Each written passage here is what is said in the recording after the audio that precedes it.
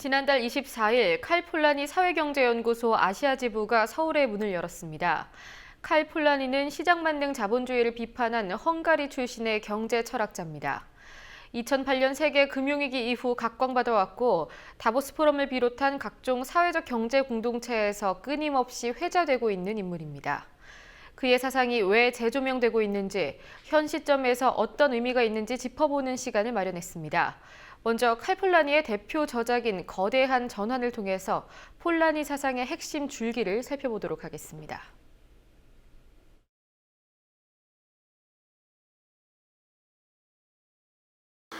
일차 대전 이전에 있었던 유럽이라고 하는 건 굉장히 안정되고 아주 문화가 융성하고 완벽해 보이는 세상이었는데 1차 대전이 터지고 나서는 그다음부터는 뭐 공황이 터지고 파시즘이 나오고 공산주의 혁명이 터지고 아주 굉장히 소란스러운 그 비극적인 몇십 년이 지속이 되니까 그럼 왜 이런 일이 벌어졌느냐라고 하는 건데 폴라니의 명제는 굉장히 단순 명료합니다. 19세기의 문명이라고 하는 게 자기조정 시장, 그러니까 단순히 뭐 시장 경제가 아니고요.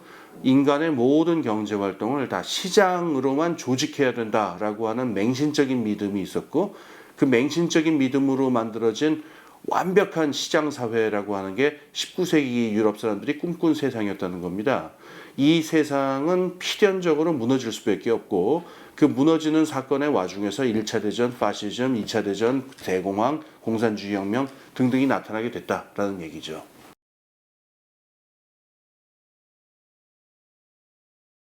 인간의 모든 경제 활동을 다 시장 경제에만 맡겨서 인간 세상에 있는 만사 만물을 다 상품으로 만들자. 그러면은 이 상품들끼리의 가격이 있잖아요. 그 가격끼리 하나의 완벽한 체계를 만들어서 완벽한 조화를 이룰 것이다. 이걸 이제 자기조정 시장이다 이렇게 부르는데요. 이 자기조정 시장을 만드는 게 19세기 유럽 사람들의 꿈이었습니다. 그런데 이게 달성이 되려면 굉장히 중요한 조건이 있는데 사람하고 자연하고 화폐가 다른 상품하고 똑같이 상품으로 거래가 돼야 돼요. 그런데 그래서 이게 사실 이게 도덕적으로 맞냐 그러냐 이걸 떠나가지고 이게 현실적으로 가능하겠냐는 거죠. 우리가 오늘날 그 비정규직 노동자들을 보면은 정말 상품처럼 다뤄지는 경우 많고 또 자연을 갖다가 완전히 상품으로 만들어서 부동산으로 거래하거나 순전히 원재재로만 거래하거나 하는 일들이 많은데 그게 얼마나 큰 저항과 그 혼란을 낳는지 우리 똑똑히 알고 있습니다. 그래서 이 사회 한쪽에서는 자기주정 시장을 만들자라고 하는 움직임이 계속 되는데 이걸 만들다 보면은 사람하고 자연을 계속 상품으로 만들 수밖에 없지 않겠어요? 그러면 이 사람하고 자연이 가만히 있지는 않아요. 우리는 상품이 아니다라고 하는 걸 외치면서 사람으로서의 모습을 보호해다오, 자연으로서의 모습을 보호해다오라고 하는 운동을 만들어내고 사람하고 자연을 가급적 상품으로만 여겨지지 않도록 갖은 규제와 어떤 그 보호 조치 등등을 만들어내게 돼요. 그럼 똑같은 사회가 한쪽에서는 사람하고 자연을 계속 상품으로 만들려고 그러고 다른 한쪽에서는 그 사람하고 자연을 계속 시장에서 빼어나려고 하니까 모순된 두 개의 운동이 나타나게 되죠. 이걸 폴라니가 이중운동이라고 불렀는데요. 이 사회가 모순된 두 개의 운동에 휘말리게 되니까 격심한 혼란에 휩싸이게 되고 이 혼란을 극복하려고 나오게 된 수단들이 제국주의도 나왔고 1차 대전도 터지게 되고 그러다가 결국은 1930년, 29년, 30년 이럴 적에 대공황으로 완전히 몰락하게 되는데 그 이후에는 이제 전혀 다른 세상이 열린다는 거예요.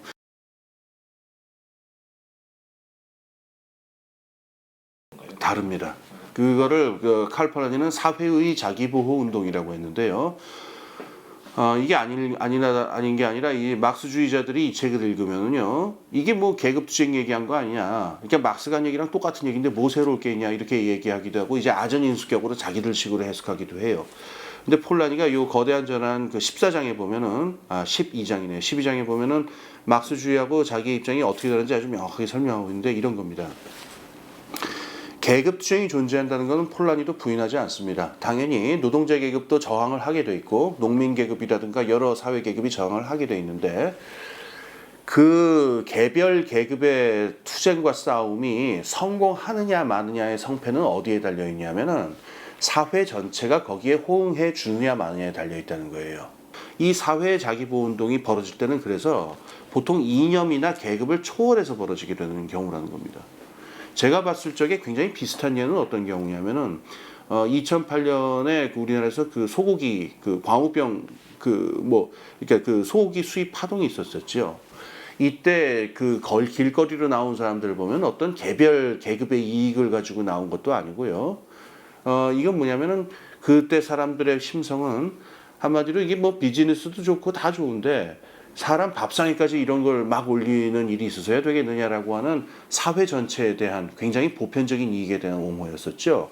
폴라니가 보기에 19세기의 문명을 실제로 좌우한 것은 계급투쟁이 아니고 이게 사회 전체 차원에서 어느 이상까지는 인간과 자연을 상품화해서는 안 된다라고 하는 사회 전체의 반응. 그게 폴라니가 보기에는 19세기 문명의 사회사를 만들었던 역동성이었다. 이런 겁니다.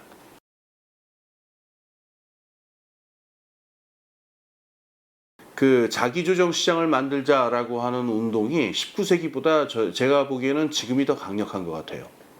19세기에도 물론 그 모든 것을 사람 자연을 다 상품으로 만들자 운동이 있었지만은 지금 21세기에 존재하는 상품화라고 하는 그것하고는 완전히 수준이 다른 저거고 그러니까 인간 세상의 만사 만물을 다 상품으로 만든다라고 하는 그 깊이와 폭에 있어 갖고 19세기보다 훨씬 더 강합니다. 여기서 인간 세상에 나타나는 어떤 혼란과 어떤 문제점들도 사실상 본질적으로 같은 문제가 훨씬 더 큰 폭과 깊이로 나타나고 있는 거죠. 그래서 사실 이 책이 현실적으로 별 소용이 없었을 때도 있었습니다. 2차 대전 후에 나타난 자본주의, 그러니까 1940년대에서 한 70년대까지 있었던 자본주의는 자기조정 시장만으로 조직된 경제는 아니었어요.